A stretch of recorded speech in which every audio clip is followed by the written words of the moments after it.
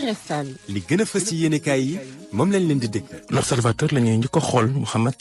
loi amnistie bi yéenekaay yi ngànk moom la xëy ngànk waaye lam ci bind mooy weeru mars ne tey ci weer wii ñu nekk weeru mars la woo xamante ne jiit dundoon nañu fi naka sudul noona ñu bëgg a defaat ci weer yi ab loi d'amnistie boo xamante ne ji kon dafay mel ne luy sàggane baa muy foo yooyal wala bokk muy ñàkkal fayda bakkan yi fi tëdd noonu la l'Observateur xëy waxe mi ngi ñuy waxit ne procédure bi gaa ñi teg ngir voter loi bi lu aju ci Khalifa ak waa PUR yi nga xamante ne ji ñoom ànduñu ci PDS ak Pastef ba woon mel ne ñuy naxante ci seen biir loolu la l'Observateur jàngat moom l'Observateur mi ngi ñuy waxit ne kër Ayib Douane jàpp na fa fukki kilo yi cocaïne ak benn.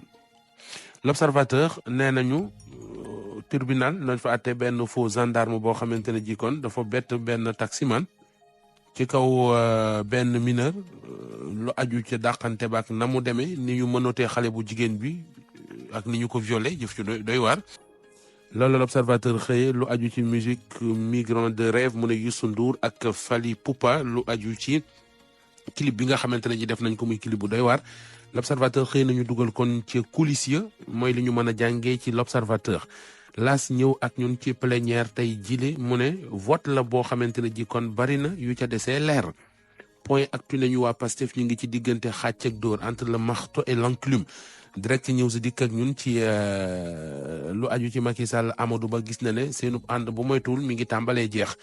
Rewmi Quotidien loi amnistie générale mu ne projet la boo xamante ne ji kon bari na ñu ca àndul ba yëkkati seen kàddu di ko wax. Libération ñëw ak ñun ci lu xew ci centrale électrique bu àndee na benn gendarme bu am 25 ans moo fa fital boppam balu fital la dóor ci boppam. lii Quotidien lim ñu xamal mooy ñiy jàppal tànk Ousmane Sonko jamono ji seen taxawaay ak seeni mbir dafa lënt ñu bari Tribune dikk ñun ci situation politique Sénégal nee na ginnaaw amnistie dissolution conseil constitutionnel loolee la gis ne daal. loolee la boole di laaj ana kon lan lañu mën a def ngir sauver république des politiciens laaj la bu mu xëy samp ci xëtamu njëkk moom yéenekaay bi di Tribune Témoin ñëw ak ñun ci Yewwi Askan Wi ci jamono ji nga xamante ne ji ak réero am na ci seen biir wala ñàkk déggoo Sud Quotidien di ñu xamal ne député yi face à leur responsabilité mu jëm rek ci examen procédure d'urgence bu loi d'amnistie bi tey ci àllarba ji puis lu yéenekaay xëy nañu xamal ne Macky Sall ma ngay doxal kon wala daanaka léegi mu pare ci pexe yi muy teg ngir tasaare Yewwi Vox Populi ñëw ak ñun ci vote projet de loi amnistie bi gis na ne bari nay coow tension ak i calcul Source A ñëw ak ñun ci kii di Maïmouna Ndour Faye mi génn l'hôpital am nay xibaar yu yees yu mu ci am ba bindee ko noone info fraîche sur MNF Source A moo ko bind yéenekaay bi nga xam ne moo di le mandat xëy ay kàddu yu mu ne ci Ousmane Sonko loo ko jëlee nee na laajuma dara négocié wu ma dara jamono ji gaa yeeg seeni pexe yu ñuy def loolee man yëngaluma le temps de la mascarade m'importe peu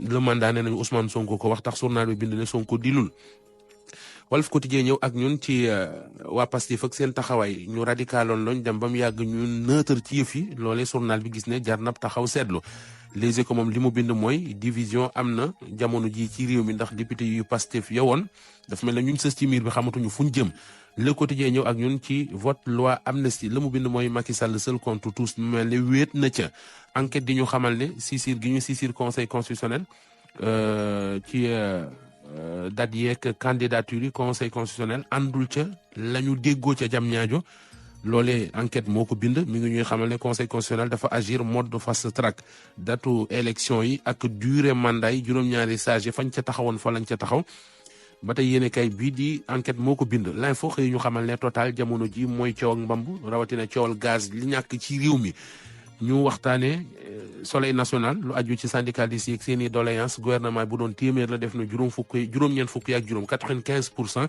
soleil national la ko bind. ce record la ñuy jeexale ak Iliman Ndiaye mi mu ne jot na ci moom nag mu awu Sadio Mané ci maître à jouer bu équipe nationale bu Sénégal.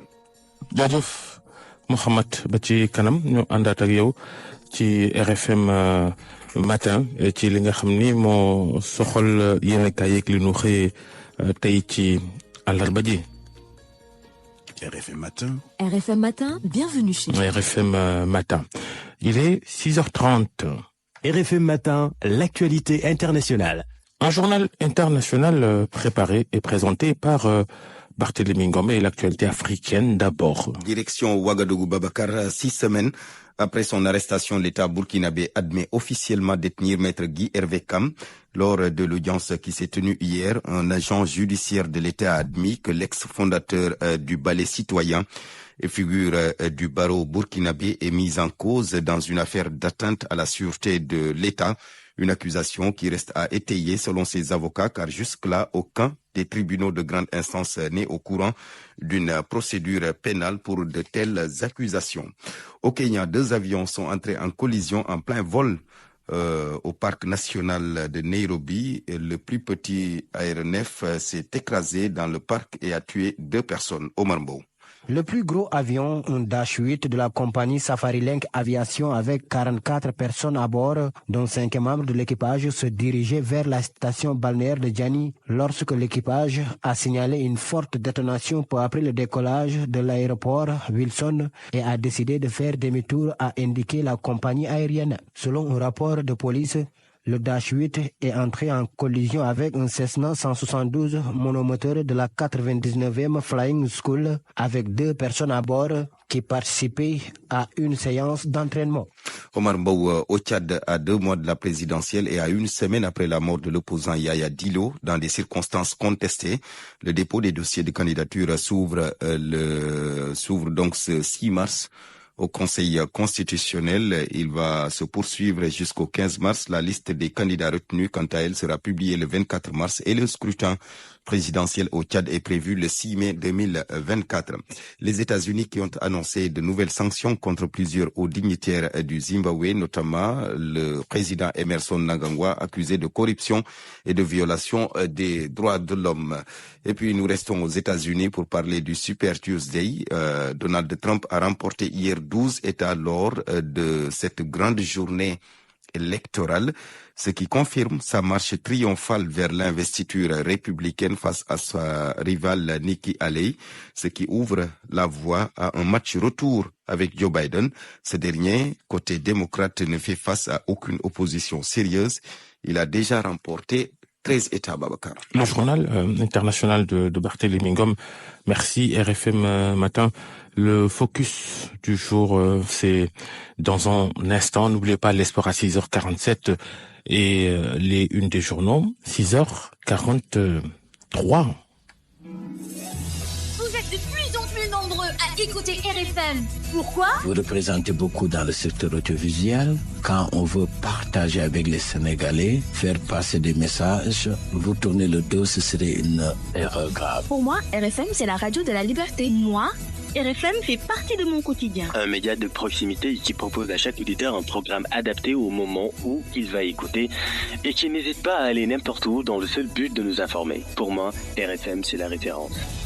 Mam Astoukan, Guédiawaye, Radio Futur Média. Aminata Ba, Keur Massar, Radio Futur Média. Salamata Ousmane Diallo, Pikine, Portland.